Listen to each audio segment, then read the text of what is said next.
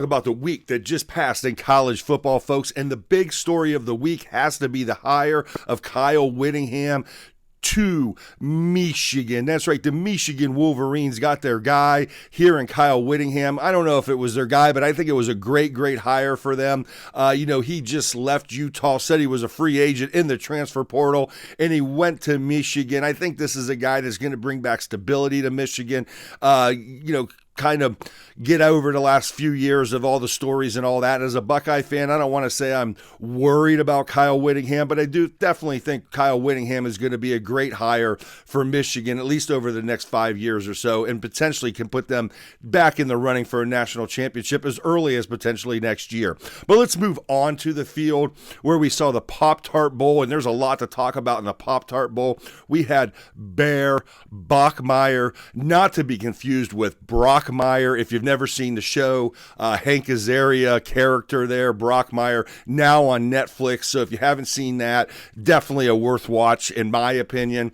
But what we saw in the field was Bear and the BYU Cougars beat Georgia Tech 25-21 in this game. Bear had 325 yards and 1 TD in this game, played pretty well. But the post game is where all the fun was at. We saw the toaster strudel, that's right, the Pop-Tarts up there on the toaster oven, going to get dropped down and come out as big giant Pop-Tarts. But what did we see? We saw the strawberry Pop-Tart literally jump off of the thing, land on the thing, and run away. I think they might have been talking about potentially a team maybe like Notre Dame running away.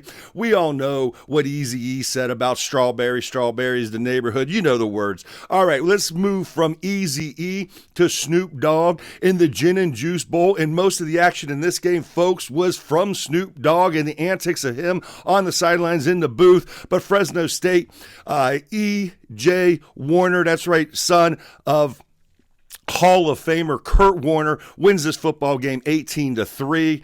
We had what we saw in the Pinstripe Bowl, that's right, the Bad Boy Mowers Pinstripe Bowl. We saw what a lot of people thought could be a semifinal playoff game early in the season. That was between Penn State and Clemson. Penn State wins that game pretty easily against a depleted Clemson team. Both teams were depleted, really. What did we see? We also saw the American Conference go 4-0 this week. We saw Army, UTSA, North Texas, East Carolina, all winning bowl games. Great week there. But the biggest game of the week there, I think, was the way Hawaii came back and beat Cal down 21-0. There you go. And if you're keeping score, the Big Ten 3-0, the SEC 0-2, Todd Talks College Football. We'll see you soon.